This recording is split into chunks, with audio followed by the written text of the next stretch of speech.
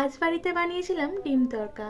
এক অনুষ্ঠান বাড়িতে এক রান্নার ঠাকুরকে দেখেছিলাম তড়কা রান্না করতে এই পদ্ধতি। প্রথমে সর্ষের তেল গরম করে তার মধ্যে কোচানো আদা, রসুন এবং লঙ্কা দিয়ে ভালো করে ভেজে নিয়ে দিয়ে দিয়েছিলাম কোচানো পেঁয়াজটাকে বেশ হালকা করে ভেজে নিয়ে দিয়েছিলাম টুকরো করে রাখা টমেটো। এরপর এক একে যে শুকনো মশলাগুলো হয় যেমন হলুদ গুঁড়ো, লঙ্কা গুঁড়ো এবং ধনে গুঁড়ো প্রত্যেকটাই পরিমাণ অনুযায়ী দিয়ে ভালো কষিয়ে নিয়েছিলাম বেশ খানিক। এবার বেশ খানিকটা কাসুরি মেথি আর তড়কা মশলা দিয়ে ভালো করে 5 মিনিট মতো আরো রান্না করে নিয়ে দিয়েছিলাম দুখানা ডিম। ডিমটা এর সাথে পুরো ঝুড়ো ঝুড়ো করে মিশিয়ে নিতে হবে। এখানে তড়কার ডালটা আমি আগে থেকে ওভারনাইট ভিজিয়ে রেখে সিদ্ধ করে রেখেছিলাম। এখন সেটাই মশলার সাথে ভালো করে মিশিয়ে নিতে হবে এবং পরিমাণ মতো জল দিয়ে এটাকে সিদ্ধ হতে দিতে হবে। এরপর আমি তৈরি করে নেবো একটা তড়কা। যার জন্য আমার লাগবে 1 চামচ বাটার, বেশ খানিকটা কোচানো রসুন, কাসুরি মেথি, 1 চামচ তড়কা মশলা এবং বেশ খানিক কাশ্মীরি লঙ্কা গুঁড়ো। এরপর ডালটা গামাখা হয়ে আসলে উপর দিয়ে তড়কাটা দিয়ে ভালো করে মিশিয়ে নিয়ে আরো 5 মিনিট মতো ফুটিয়ে নামানোর আগে ধনেপাতা কুচি এবং কাঁচা লঙ্কা কুচি দিয়ে নামিয়ে নিলে বেশ রেডি হয়ে যাবে অনুষ্ঠান বাড়ির মতো ডিম তড়কা।